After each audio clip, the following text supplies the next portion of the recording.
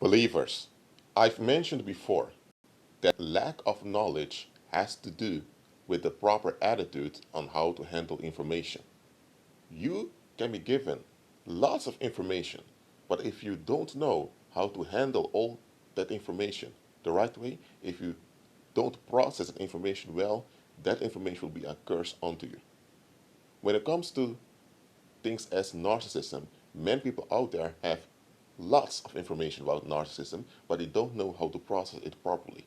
And because of that, people develop toxic defense mechanisms themselves that are narcissistic, and they're not even aware of it.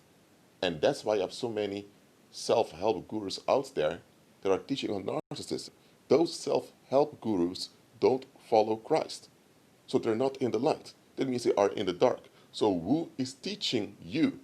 It's really demons using those people to teach you. And those demons will tell you things that are obviously true, but the demons are telling you things that are true because demons know that you don't have the proper context to process it. So whatever good information the demons give you through those gurus will lead you in a place where you're stuck. And you're not even aware you're stuck. So you're being conned by demons through those self-help gurus. There's one easy thing to understand here about narcissism. The world is narcissistic. Society is narcissistic. The reason why so many of you fell for individual narcissists out there is because you fell for the narcissist, which is society. Think about it. Society works like this. Either you allow it to control you and to victimize you, and you blame yourself for it. So you're always to blame, never society. And if you don't allow this to happen, society will begin to afflict you and to harm you. So society is always right, you always carry the blame. If everything goes well in your life, you have to give all the credit to society. If things go wrong, it's all on you. Society is never wrong. And if society does wrong to you, well, society will have its reasons why it's doing wrong to you. Does that sound like a malignant narcissist to you? Yet, when it comes to society, people are dedicated to make sure society is pleased, or else. So they don't realize they're operating under blackmail.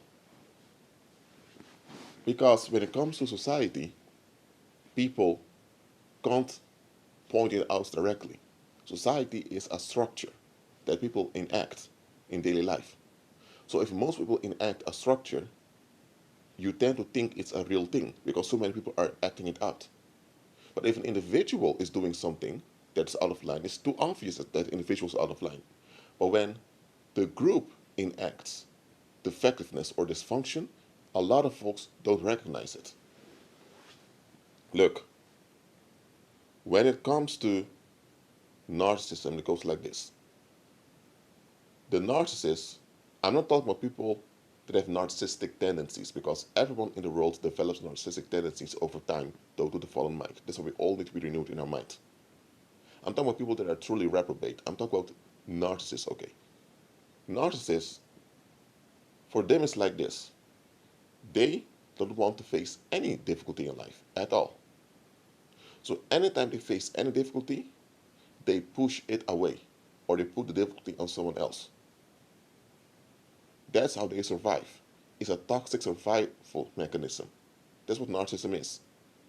Look, if you are in mortal danger, for example, someone is holding a gun towards your head, and the one with the gun in his hand, is out of his mind and he's blaming you, then it's all right for you to deny everything, because the moment you accept guilt, the individual will feel justified in shooting you. So if you're in a mortal danger, then it's all right to deny everything just to get out of the situation. Then it would be justified. But it's not justified just in daily life where you ought to be responsible for your part. But that is what's going on with a narcissist. They perceive themselves to be the victim and in mortal danger all the time. That's how they justify all their behaviors, which can't be justified, but that's how they justify it to themselves.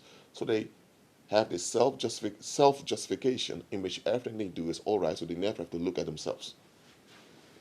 For example, you may have this husband that has an anger issue. When he doesn't have his way or he feels frustrated, he hits his wife or he begins to scream and throw stuff. So when others point out to him that he needs to look for help and therapy because his anger issue is out of control, he would say, I have no anger issue. People just don't have to piss me off. So he has triggers. He has an anger issue. So he must recognize that there is an issue and he has to do something about it, which is obvious, which is a reality. But the narcissist doesn't want to deal with reality. He just wants to avoid everything at all times. So he will say, okay, if you know I have an anger issue, make sure the anger issue is not triggered. Of course, other people have their responsibility how they deal with you. That is true. But you must also take responsibility for yourself. But that's the thing the narcissist will never do. So the narcissist who has anger issues just wants to unload all the pain and all the frustration without any consequences. And if you come with consequences, they will play the victim. That is a narcissist. And they know very well what they are doing, and they know very well that it's unacceptable and there is no way for them to justify it. If they didn't know any better, you would be able to help them out. But the reason why you can't help the narcissist out is because there is nothing to help out. They are defective on purpose. If someone's defective through trauma, then you can help them through therapy. But the moment someone is defective on purpose, there is no help that you can offer them. Because they don't want any real help. They just want to unload. They are in toxic denial. They don't want to admit something is wrong. They don't want to admit that something needs to be done. Now look, when it comes to society, it's the same mechanism. When there's oppression of minorities, or when there is a lot of domestic violence against women, for example, what society may tell you is, well, if those people of those minorities will just find work and not complain, this will work out for them. Just get a job, just go to school, get your degree, stop committing crime, things will be fine. While denying the fact that it's society that holds up those standards that discriminate against them. So society comes with unreasonable expectations that don't add up, and minorities who are the victim of it just have to find a way to cope with whatever society wants. Society just wants it, so for some reason you have to deal with what society wants. That's the same way a malignant narcissist operates. Whatever they want, whatever they will, nobody is allowed to question it. And if you do question it, they feel pain and now they take it out on you. Most people are gaslighted by narcissists. Why? Because society is the collective narcissist that they have been conditioned into. Every time you seek approval of society, you're seeking approval of a malignant narcissist, because that is what society is. Society is not there for you. Society is there to take advantage of you. Anytime you think society is for you, you are delusional. Society is not for you. If society was for you, society would not put you under all this stress to get a degree or to finish school so that you can find a job. And then when you have a job, you need to find a way to keep it.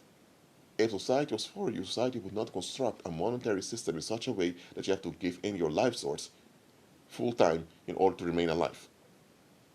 If society was for you, society would not require you to give in to all types of toxic restrictions that it doesn't want to explain.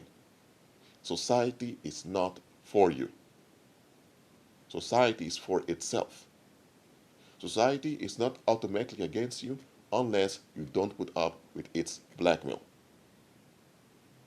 Once you understand this, you've overcome a lot in life already. Because many of the afflictions believers go through, they go through them unnecessarily. Why? Because they don't understand what society really is. They still have this worldly programming that society is something good. Society is not something good. Society is evil.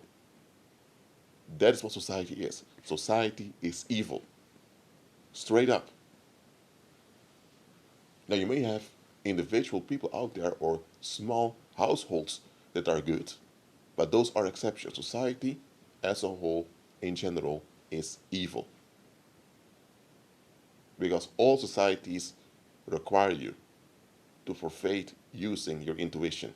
Because any child that uses his or her intuition would never agree with society. They would always have issues fitting in. And anyone who fits in and begins to use their intuition will soon fall out. Nobody can adopt, can nobody can integrate in society completely without suffering mental health issues. Because society consists of contradictions that you're not allowed to see. You're never allowed to see the bad of society. You only are supposed to see the bad in other people. Or you have to blame yourself for it. Look, think about a drug addict. Or maybe it's not a drug addict, maybe it's an alcoholic or a game addict. The addict is not automatically a narcissist, no. But the addict and the narcissist, they are very similar. They're not the same, but they're similar. The addict, just like the narcissist, does not want to face the reality of what's going on. Let's take an alcoholic, someone that drinks a lot. It costs a lot of money to keep purchasing alcohol. Now, there are places where alcohol is a bit cheap, but nevertheless, alcoholism is an expensive thing. So someone that's an alcoholic, they spend a lot of their income purchasing alcohol.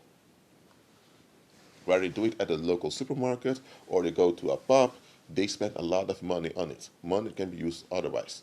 They spend a lot of time also consuming the alcohol. And it makes them feel good.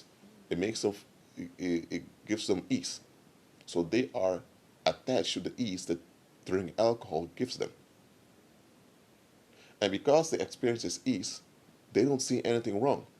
But the moment it becomes obvious that their spending habits are out of line because they keep purchasing alcohol so much, the moment their impulses gets out of hand because they tend to become aggressive because they've been drinking or whatever. The moment the obvious symptoms appear, what they often do is they hide the symptoms. Why? Because the moment they have to face the symptoms, they need to realize, okay, that they have a behavior problem, that they have a thinking issue. That means that they need to face themselves and things to be done about them. Now, even if what led them to alcoholism was not done by them, maybe it can be trauma that led to them looking for an escape from the pain. If that's true, then still they need to recognize that there was trauma and they didn't deal with it in a proper way. Once they acknowledge this root, now they can deal with the alcoholism. But what often happens is they don't want to go there. They don't want to feel vulnerable and helpless. And it's to combat this feeling of helplessness that they take a lot of alcohol. The same with people that are addicted to drugs or they're addicted to porn or whatever. They don't want to feel helpless and dependent. Because when they felt helpless and dependent in the past, somewhere, someone took advantage of them a very bad way. It doesn't have to be sexual abuse, it can also be verbal abuse, it can also be emotional abuse, or it can also be betrayal, whatever it is. Something happened that was so shocking that they now are uncomfortable with themselves being vulnerable. But here's the thing, as a human being, you are a vulnerable creature. So sooner or later, you will have to deal with the fact that you are a vulnerable creature, straight up. But the addict doesn't want to deal with the reality of what they are, a vulnerable creature. They don't. So, whenever symptoms appear that their coping mechanism brings ruin to themselves or to the environment, they cover it up. Why? Because if they are open about not wanting any solutions, people are going to leave them because people are going to think, hold on a minute. So you have an issue that's harmful both to yourself and others, and you don't want any solutions for it, yet we have to put up with all the damage. We're not going to do that. So they know very well that people would leave them or turn on them if they would be very open and direct that they don't want any solutions, they just want relief. So they'll pretend as if they're looking for help. They will pretend as if everything's all right just to keep the relationships around them. So they become manipulative of the people around them. And when the manipulation doesn't work, they begin to blame others. And from there, they begin to attack others. And they begin to steal from others and to take advantage of others just so that they can get their high, so they can get their escape. So the addict and the narcissist, they are similar. Now, all narcissists are addicts, but not every addict is a narcissist. That's the difference. So both the addict and the narcissist operate in a similar way. So whether you're dealing with a narcissist or dealing just with an addict in general, you cannot put any trust in them. Why? Because with them, it's their high or their relief that's above all. That is why they wake up every morning to get their relief. They don't wake up every morning thinking, oh, let's serve God today, or thank you, Lord, I'm alive, or let's make something great of this day. They don't do that. They wake up craving that relief. They wake up craving that high. And everyone in their lives, they only want them around as long as they serve that purpose, to get that high. A drug addict will only remain friends with you as long as you can enable them to get their high. Maybe you're not into drugs, but the reason drug addict remains friends with you is because the drug addict can use you as a psychic shield to hide his or her addiction. That's why they remain friends with you. Not because they care about you, not because they are concerned with you, not because they want to invest in you, but because they can use you as a cover. Or they can hang out with you because you have money that they can steal, or you are a drug addict yourself. A drug addict or any type of addict will only stay with you as long as you enable their toxicity. The moment you don't enable their toxicity, they don't want to deal with you. And with a narcissist will only be interested in you when they can get away with everything. If you can't get away with everything, they don't deal with you. So realize that some people just have to be shut down. I'm not saying shut down sense of picking up a gun and shooting them down. I'm talking about figuratively speaking, they need to be shut down so that they can't spread their violence nor their danger towards others. You don't hate them, you don't turn on them, you don't develop an aversive attachment to them, but you keep them at a safe distance and you take whatever action needed to shut down their influence. You can't help it that they don't want to face reality. You can't help it that they have self-justification for everything they do. So you can't help it that they don't want help and they don't want recovery. That's not on you. You can't help that. That's not your fault. But what you can do and what you should do is to shut down any opportunity to use their misery to blackmail others. That is the only thing you can do. Let me say it like this. If you have been the victim of narcissistic abuse because people keep on blaming you for how they are treating you, there's nothing you can do about their behavior. Because their behavior is theirs.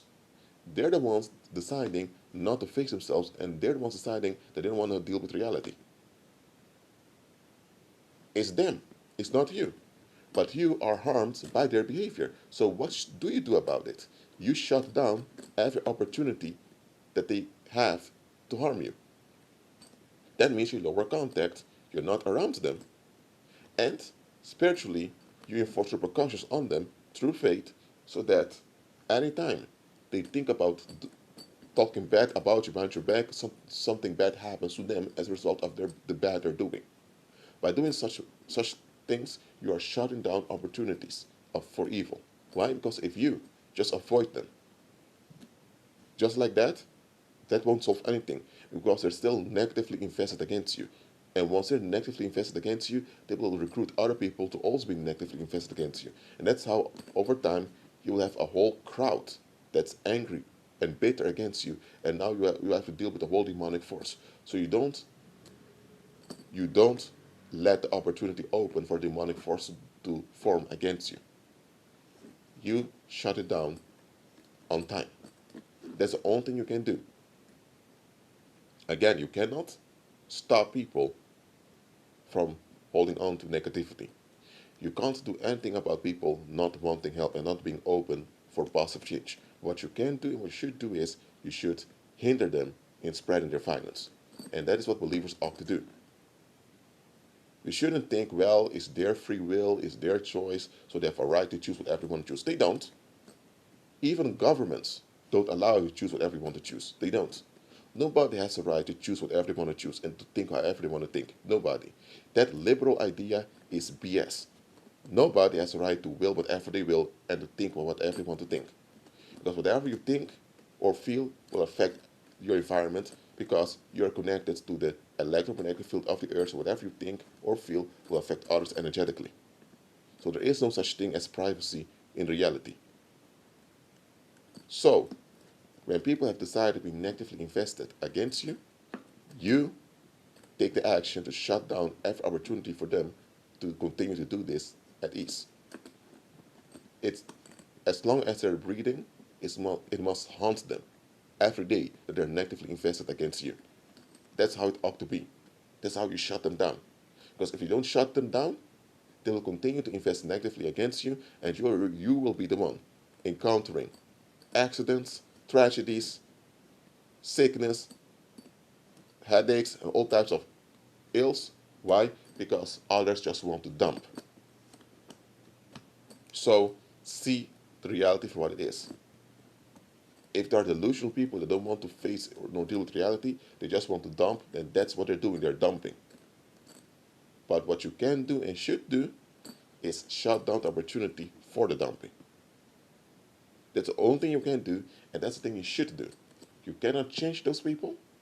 Don't even try to do it. What you can do, you can change how the outcomes work out. Well, that's it for now. Keep on agreeing with Christ and be at peace.